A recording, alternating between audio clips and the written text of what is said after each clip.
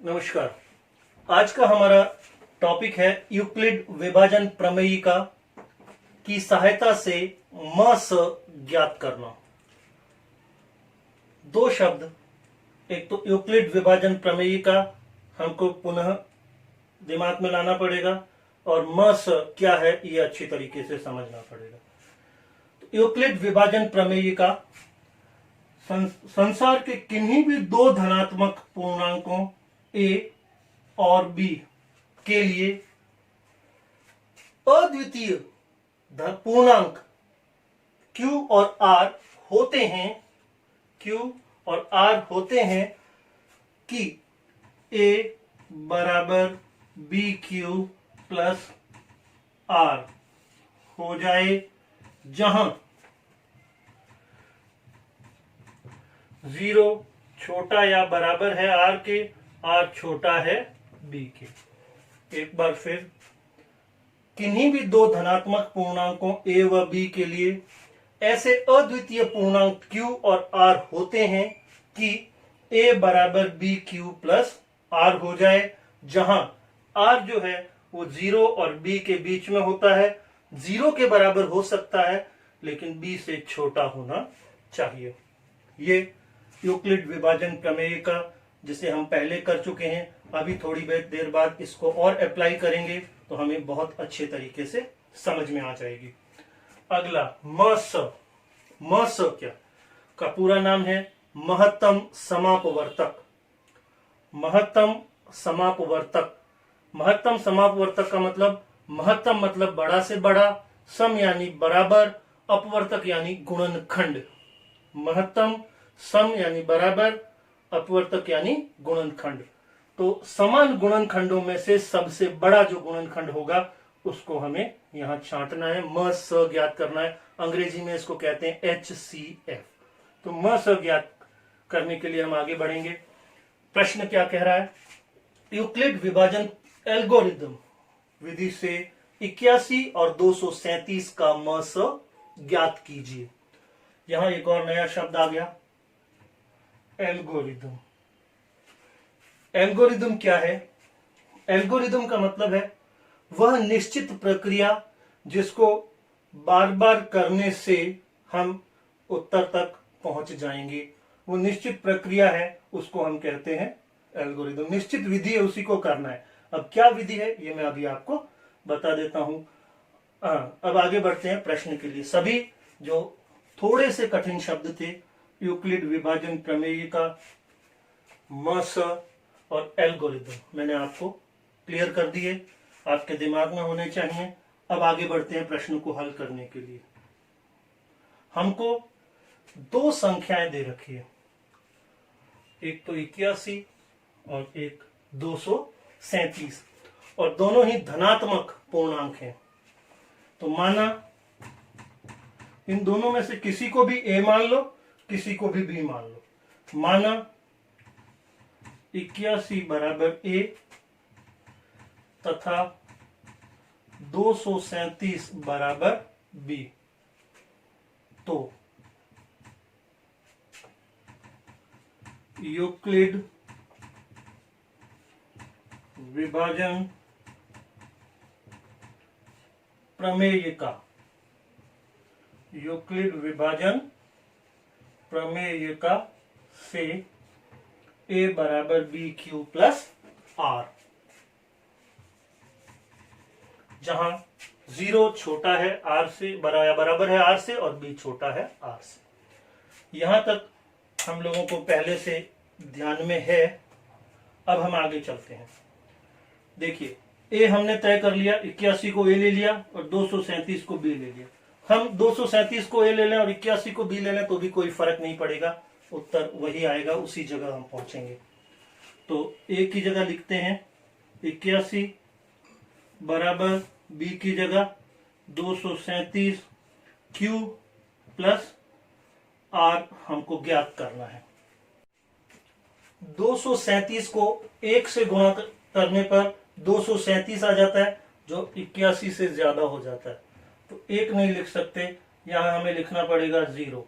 237 into 0, 0 plus 81, ये हो गया हमारा 81। 237 इंटू 0 0 प्लस 81, 81 के बराबर आ गया। तो ये हमारा Q और ये R तय हो गया। और यहां ध्यान से देखिए, R बराबर नहीं है 0 के।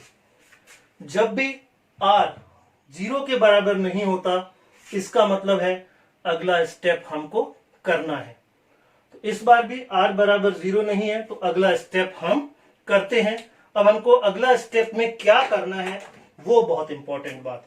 अगले स्टेप में क्या होगा, जो B है वो A बन जाएगा और जो R है वो B बन जाएगा।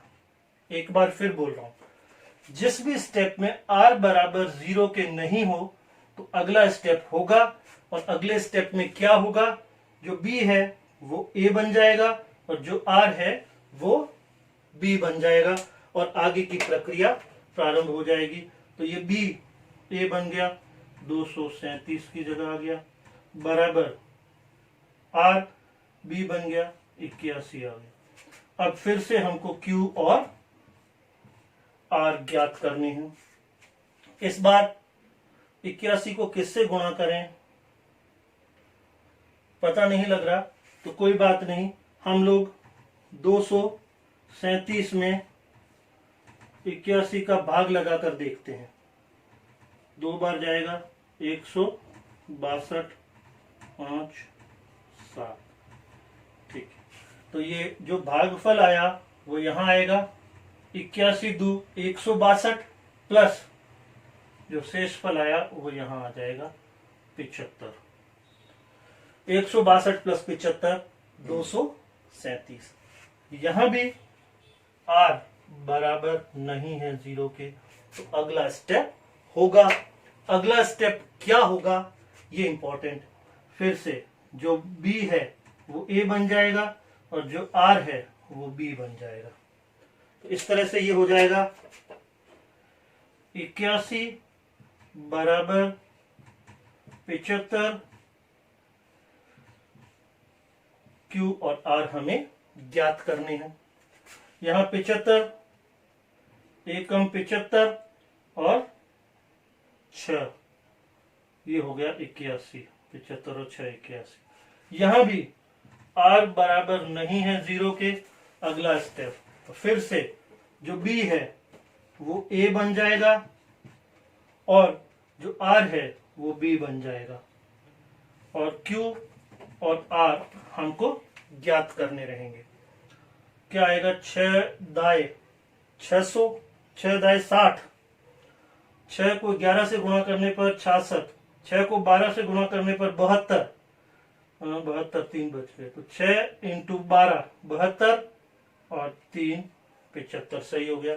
रफ कार्य अपना समय समय पर मिटाते रहें। यहां देखिए, 6 इंटू 12 72 प्लस 3 75, बिल्कुल सही। R इस बार भी 0 के बराबर नहीं है, तो पुनः प्रक्रिया होगी। B जो है वो A बन जाएगा और R जो है वो B बन जाएगा, और फिर Q और R ज्ञात करने चलेंगे। तो इस बार 3 2 6 और R में 0। यहां R बराबर 0 आ गया। जहां R बराबर 0 आ गया वहां हमारी प्रक्रिया समाप्त हो गई, यानी हमारा उत्तर आ चुका है। जो भी अंतिम B आया है, जहां R बराबर 0 आया वहां B कितना है, 3। अतः म स किसका, 81, 237 का म स बराबर 3। ये हमारा जो प्रश्न दिया गया था उसका उत्तर। 81 और 237 का म स बराबर 3। इस तरह से इसी प्रक्रिया को हम अपने दिमाग में, एल्गोरिदम है, जो प्रक्रिया हमने यहां अपनाई थी वही प्रक्रिया हम बार बार अपना रहे हैं, इसीलिए इसका नाम देते हैं एल्गोरिदम। तो कोई भी दो संख्याओं का म स ज्ञात करना हमें आ गया। शॉर्ट में अगर कभी हमें 3 संख्याएं दे रखी हो, जैसे 24, 36 व 72 का म स ज्ञात कीजिए, ऐसा अगर हमको दे रखा है तो भी हम बड़ी आसानी से ज्ञात कर सकते हैं। लेकिन प्रॉब्लम ये होगी कि यूक्लिड विभाजन प्रमेयिका में तो ए और बी ही है दी गई संख्या है, तो सी तीसरी है नहीं, तो क्या करें? कुछ नहीं, तकलीफ नहीं। पहले इन दो संख्याओं का म स निकाल लो, जो भी म स आएगा उस म स का इसके साथ म स ज्ञात कर लो, वो तीनों संख्याओं का म स हो जाएगा। तो एक बार फिर मैं वापस याद दिलाता हूं, जो दी गई संख्याएं हैं उनमें से किसी को भी ए ले लो, किसी को भी बी ले लो, फिर विभाजन प्रमेयिका से Q और R ज्ञात करते चलो जब तक R बराबर 0 नहीं आता, आगे बढ़ते रहेंगे। जो B है वो A बनता रहेगा, जो R है वो B बनता रहेगा, और जैसे ही R बराबर 0 आ जाता है हमारा एल्गोरिदम प्रोसेस विधि खत्म हो जाती है, और वहां जो भी B होगा वो हमारा म स होगा, म स 81 और 237 का 3। इसी प्रकार कभी हमें 3 संख्याएं दे रखी हों या 4 दे रखी हो तो भी हम बड़ी आसानी से कर सकते हैं।